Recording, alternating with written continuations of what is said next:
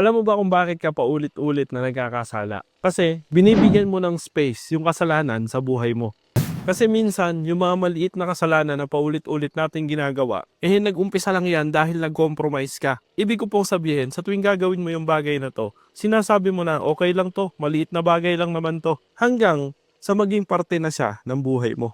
Kaya para maiwasan natin yung mga ganitong bagay, tandaan po natin yung sinabi sa Romans chapter 12 verse 2. Sabi po dito, huwag ninyong tularan ang sanlibutan ito, kundi magbago kayo sa pamamagitan ng pagbabago ng iyong pag-iisip upang mapatunayan ninyo kung alin ang mabuti, kasiyasiya at lubos na kalooban ng Diyos. So kapag trinatransform natin yung isipan natin na maging puno ito ng salita ng Diyos, mawawala ng space yung kasalanan para makapasok sa buhay mo.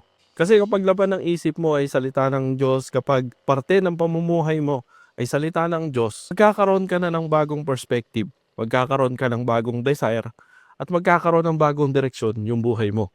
At habang napupuno tayo ng salita ng Diyos sa pang-araw-araw natin pamumuhay, nawawala na ng space yung kasalanan sa buhay natin. Instead na i-entertain mo yung sin, redirect yourself by using the Word of God. Kasi sa totoo lang, hindi naman natin kayang magbago ng sarili lang natin.